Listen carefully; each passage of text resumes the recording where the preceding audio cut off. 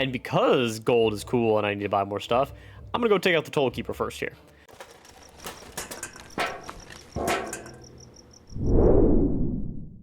Welcome back, everyone, to my solo run of Baldur's Gate 3, and Lae'zel died.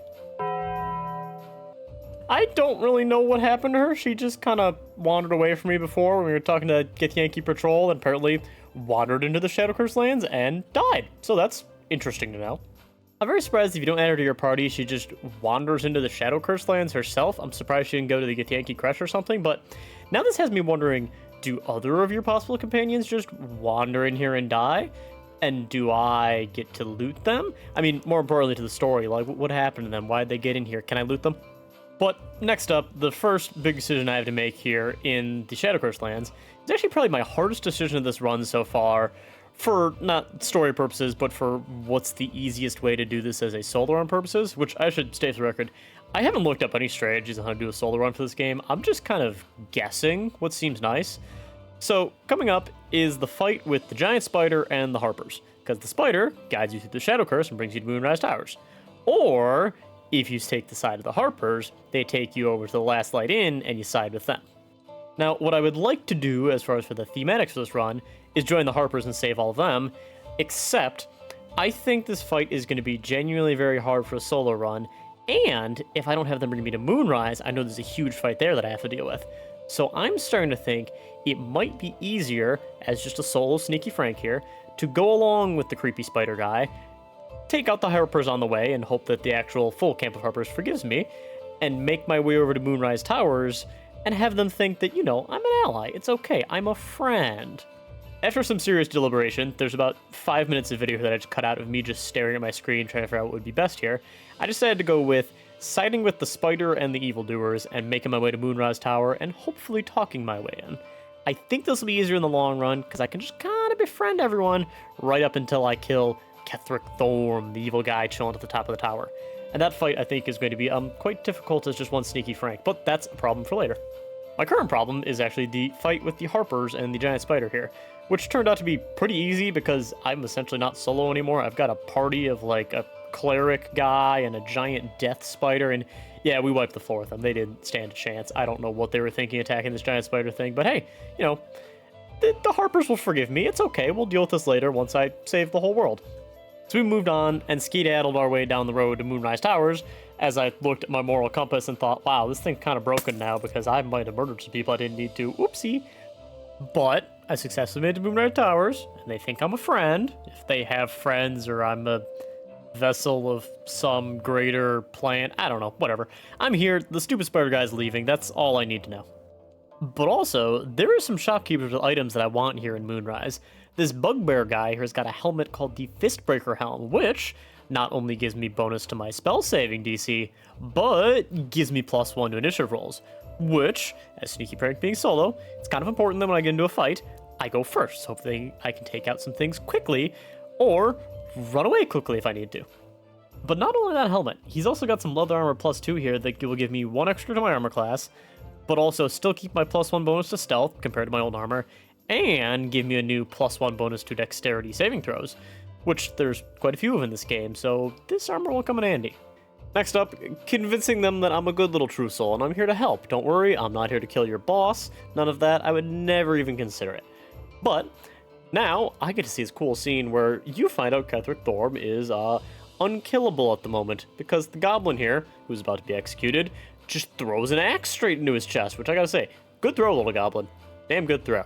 But not enough. Good chop too, but not enough, because apparently he's unkillable. And I knew this, but I need to go let free someone who may be trapped in a cage in the void. So I went upstairs to talk to this Zrel Moore here, who was literally trying to pick my brain, not just a figure of speech like, hey, let me pick your brain. No, she was digging into my brain and trying to find out if I was here to kill her boss, which, you know, I am. But she doesn't need to know that. So I did a little deception and whatnot and made her think I'm a friend, don't worry about it.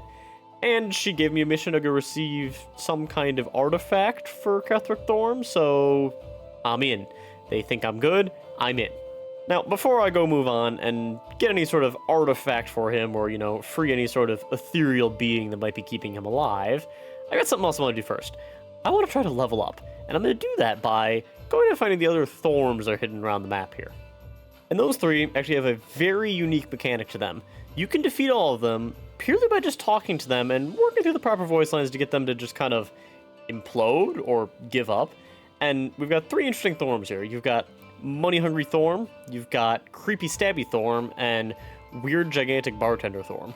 And this is going to be a fantastic way for me to get some easy XP without having to fight anything that's out of my range, because I can talk my way out of it, and they give out tons of XP when they die. Also, Money Hungry Thorm drops lots of gold, which I like, because gold is cool. And I want more gold to buy more cool stuff. And because gold is cool and I need to buy more stuff, I'm going to go take out the Toll Keeper first here. Money Hungry Thorm, very cool fight if you get into it.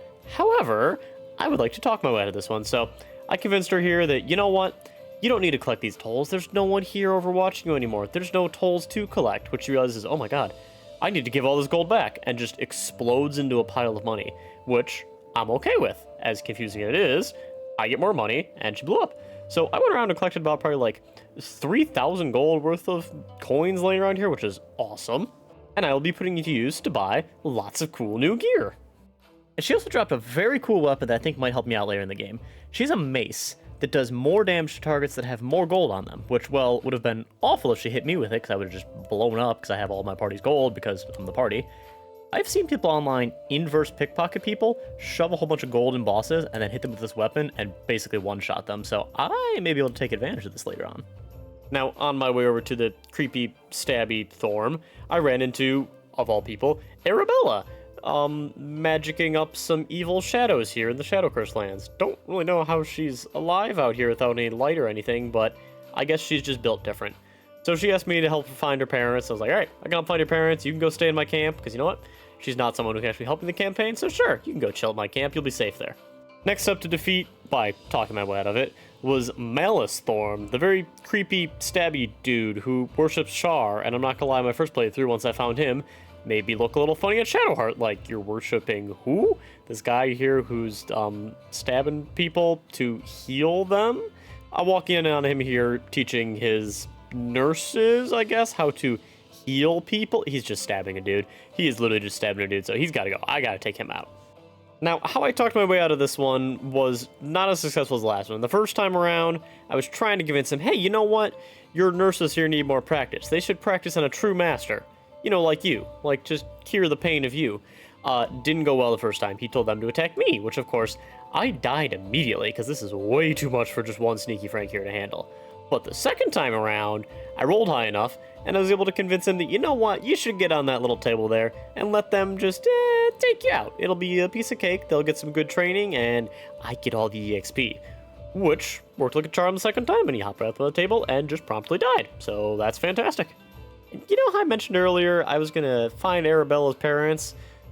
Well, I did. They're here. They're not doing the greatest, but they are here. It's gonna be a tough one to explain. Anyways, moving on. So third and final Thorm that need to go here is Thizabald Thorm, the bartender down in the old bar here, who is quite the cool character. He just wants to have a drink with you, wants to hear your story. That's all he needs. But, slight problem here. His drink is quite strong. Good thing I happen to pick Rogue as a class, which gives me the option to say I'm gonna be drinking it, and just before I do, slip it away and not actually drink it, so I don't get all messed up and, you know, die.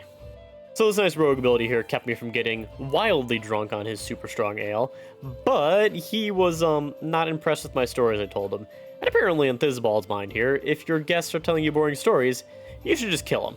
I don't quite agree with that tactic here, as I am Sneaky Frank, the one telling the story, but you know what, he lives in a weird Shadow Cursed land. I'll give him a little benefit of the doubt. Maybe that's how they run things here. They got a different feng shui going on. Whatever, alright. I'm gonna give that another go because I passed away tragically. Second time through went far better. I told him my same stories, and he was much more impressed. I passed all my rolls, and he had a lot to drink. Some would say far too much to drink because, well, he blew up. He literally just blew up into a pile of goo, and that was horrifying. But hey, he's dead. I get the XP, and it's not quite enough to get me to level 6, but man, this put a huge dent in moving my way up. So progression of the story here, I moved my way up to the Thorm Crypt Temple, whatever you want to call it, and ran into, of all people, Raphael the Devil, who warned me of another demon that's chilling inside this temple who he'd like me to kill. And I agreed, because of course, you know, it's good EXP. There's probably some good loot down there, as much as I don't like Raphael meddling in my life here. But before I go down to this temple and find perhaps the ethereal being that's keeping Ketheric Thorm alive, here feels like a good spot to end this video. So thank you all for watching. Hopefully you enjoyed. If you did, hit that like button down below. And if you're looking to tune in next time, I'd love you to hit that subscribe button. Thanks, and I'll see you next time.